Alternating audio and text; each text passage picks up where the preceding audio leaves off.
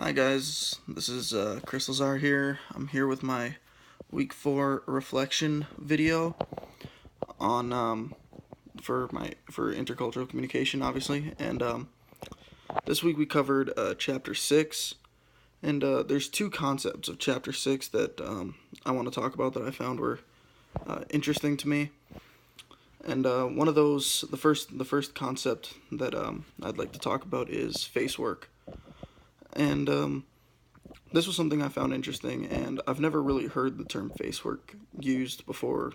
I read it here, and but I agree with what the book said, mainly um, about the concept of face work and how there's a difference between what we want people to see us as, and then who we truly are authentically. Um, I believe that based on certain situations, we kind of adapt to our environment, and this our environment dictates more of the way we act and who we are.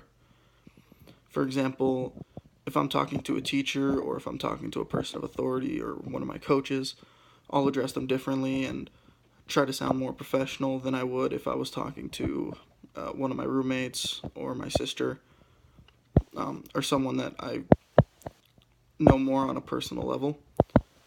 And this also I think this is less face work, more than just understanding where you are and where you belong in that situation.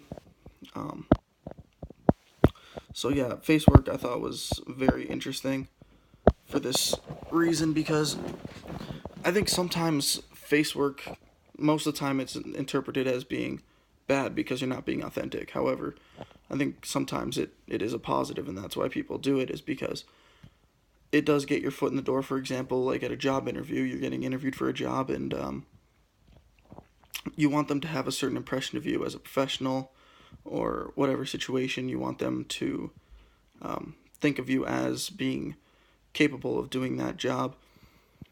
And so you want to give that good first impression, and you might not act exactly the way you would act in everyday life, which is fine, as long as you don't stray too far away from who you really are. So that's just my opinion on face work. And the other thing that I found to be interesting um,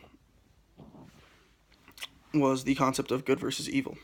And I thought this was interesting because it really made me think as to whether or not naturally we are good or naturally we are evil. And in the book, it explains how we are actually evil at heart.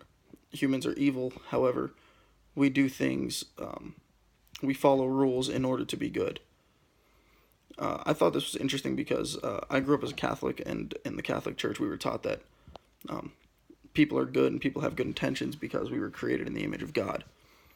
But when I think about like actual life experiences, my own personal experiences in life, and what I see from other people, I find it interesting that this would be the conclusion that we come to, that people are more good than evil, because a lot of times we find it easier to do the things that are maybe the wrong choices, or the less ethical choices.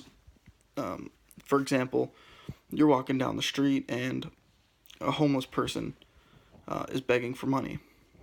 A lot of times most people will just walk by without giving any money, because at heart we are greedy individuals, and we like our money, we work for our money, so we want to keep our money. But the politically correct thing to do is to give that person a little bit of money and help them out, and try to um, help them on their way, because they're less fortunate than us. And so we follow that rule that society has made for us, that we should give money to these people to help them out.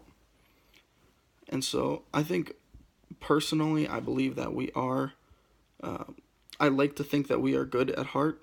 However, I can understand the idea that humans at heart are more evil than good, and follow rules to be good for this reason, because a lot of times we do make the wrong choices just because they seem to be easier, or the short-term benefits we find to be greater than the long-term consequences that we might face. So that's my quick take on week 4, and yeah, I'll talk to you guys again soon.